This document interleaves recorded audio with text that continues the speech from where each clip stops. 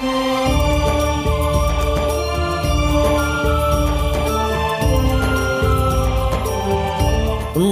तू चल रे सुख के सागर, जा शब्द सिंधु रत्नागर। आदरणीय गरीबदास साहिब जी को परमात्मा सचखंड लेकर गए थे और फिर उनको वापस छोड़ा था, अपना गवाह बनाया था, उनको समझाया था बेटा ये काल के जाल में फंसे हुए हैं आपके सभी भाई बहन, और इनको समझाना है, ये ज्ञान मैंने तुझे दिया है, इसको प्रमाणित करके जाना।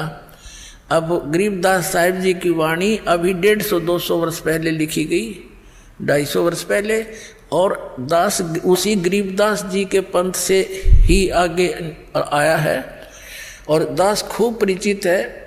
परमात्मा ने ऐसी सख्त हिदायत दे रखी थी गरीबदास जी को, और गरीबदास जी ने आगे फिर ऐसी सख्ती से काम लिया कि इस वाणी में अगर किसी ने फेरबदल किया तो उसकी वो खैर नहीं रहेगी।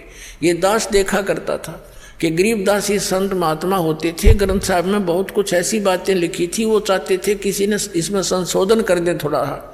तो एक ने कोशिश की थी, उसको अधरंग मार गया संत को, आजीवन दुखी रहा। तो सब ने ये मान लिया कि जो इसके अंदर लिखा है परमात्मा का आदेश है, गरीबदास जी नाराज हो जाएंगे, इसको चेंज नहीं करना, ना तो ये भी बिगाड़ देते स्वरूप इस वाणी का। और इतनी ये प्रकाश में आई नहीं, इतनी पॉपुलर नहीं हुई। दास 20-37 वर्ष का हो गया था जब तक मैंने गरीबदास के नाम का पता नहीं था।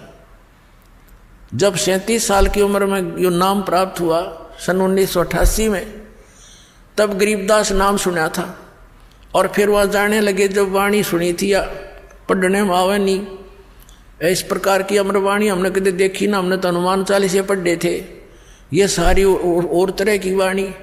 और उसमें जब ये बताने लगे जिसमें कुछ ऐसी बातें हैं, परमात्मा जैसे अपने बच्चों को धमका देता है सभी पंथों और ग्रंथों वालों अन्यों को, ऐसी वाणी भी लिखी है।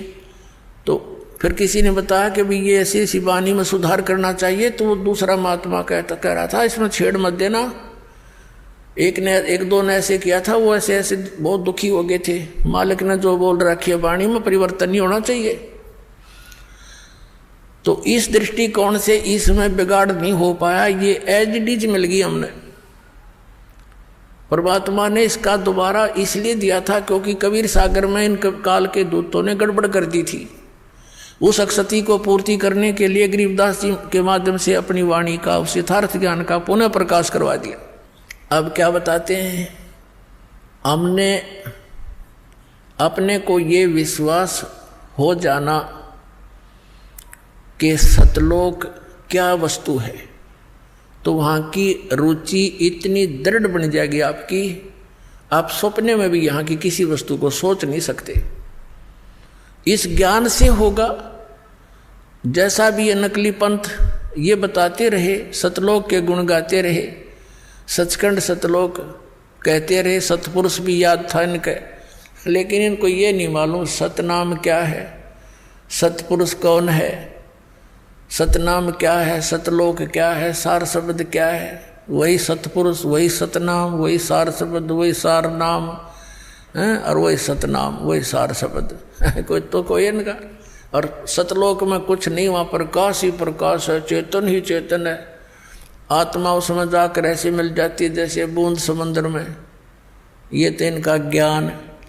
और फिर समाधान, पांचों नाम काल के जाप करो, यो इनका समाधान। अर्जाव सतलोक ये फूटे बाग तरे, टिकट तल कटवारे लोग कलवस की।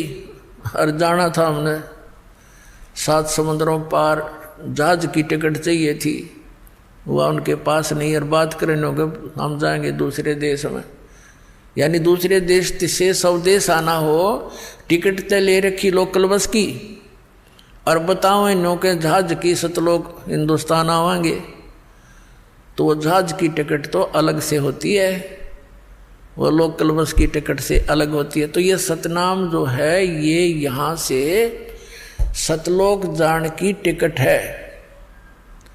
और सारनाम फिर इस पर उधर का पंच लग जाएगा, ले बात बन गई, फिर वहीं पहुंचेंगे हम सतलोक में। तो वहाँ ऐसी सृष्टि है जो यहाँ तो काल ने डुप्लीकेट बनवा रखा, सारा मटेरियल नकली, 5 तत्व 3 गुण से। ये नाशवान है सारा कुछ, यहाँ के सब भगवान, इनके देवता कृत्रिम, ये सब नाशवान है। और वहाँ सतलोक के अंदर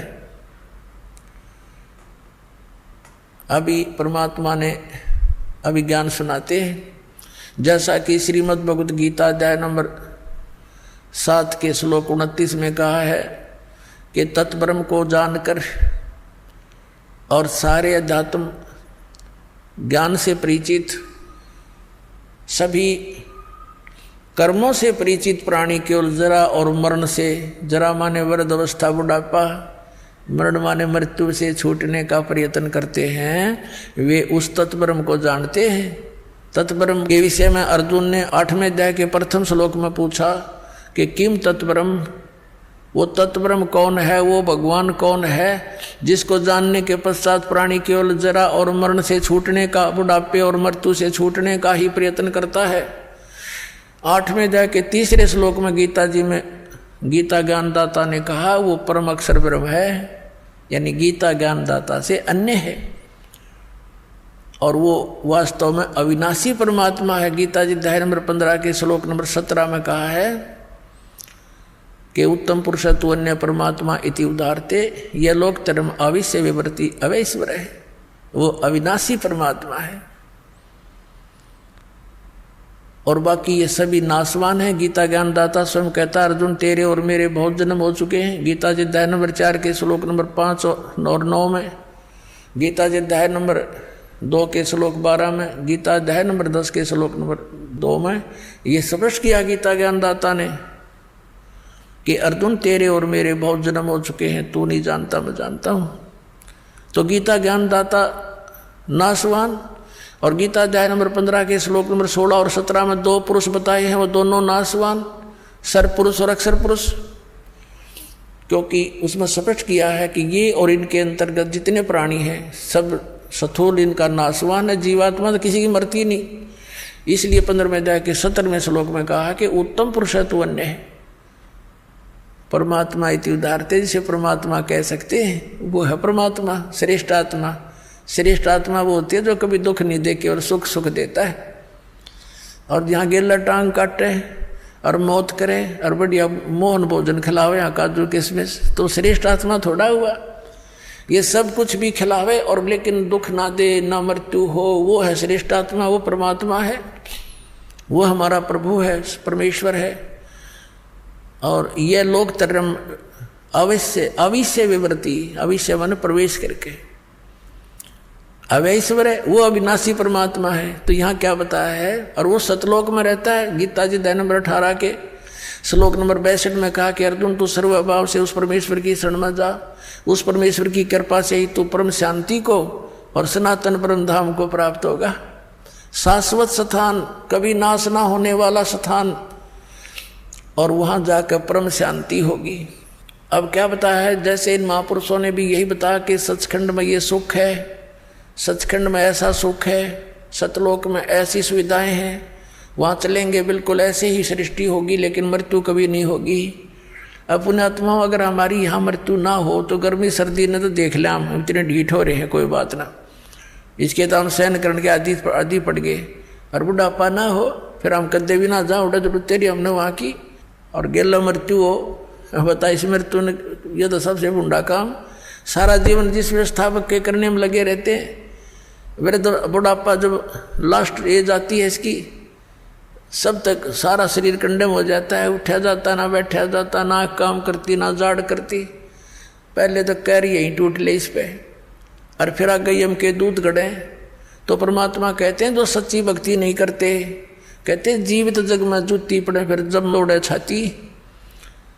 परमात्मा ने बहुत गहरा ज्ञान समझा है पुण्यात्मा, यो घने दिन में समझ में आओगा आपका, क्योंकि आप पहले कक्षा के बालक हो, कोई दूसरी कक्षा का, यानी कोई 2 वर्ष से, कोई 1 वर्ष से, कोई 6 महीने से, कोई 1 महीने से, तो लगे रहना इसमें, क्योंकि ये कोर्स है कंप्लीट, और ये आखिरी सांस तक पढ़ना पड़ेगा आपने, जब तक आप पृथ्वी पर हो। ये समझ लो आपका प्रवेश है इस विद्यालय में, इस कॉलेज में, और जब ये तुम्हारी पढ़ाई पूरी हो जाएगी तब यहाँ से चले जाओगे, यहाँ नहीं रहोगे, सतलोक जाओगे सीधे, वहाँ सुविधा मिलेगी सारी इस पढ़ाई से।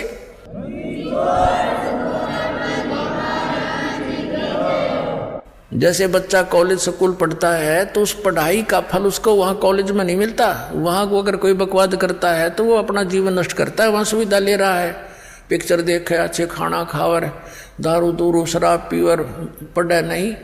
तो यहाँ जो अन्य कार्य हम कर रहे हैं ये इस कॉलेज के नियमों के विपरीत है। ये नहीं करने आपने तो यहाँ से अपनी पढ़ाई करके खूब मेहनत करके भक्ति करके, और ये सुविधा आपको सतलोक में मिलेंगी।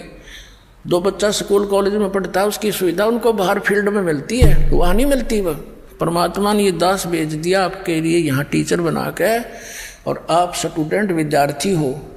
और ये आधुनिक इंस्ट्रूमेंट ये गॉड गिवन है, ये ना समझना मनुष्य की खोज है। ये मनुष्य यही था, 4 युग हो गया, पिछला इतिहास देख लो। एक रेडू में बुग्गी जितना स्थान होता था, और उसमें 6 खच्चर जोड़ के घोड़े और घसीटे फिरा करते ये मानव। कहाँ थी पहले? इनके पास मिट्टी के कटोरा में रोटी खाया करते, कसोरों में।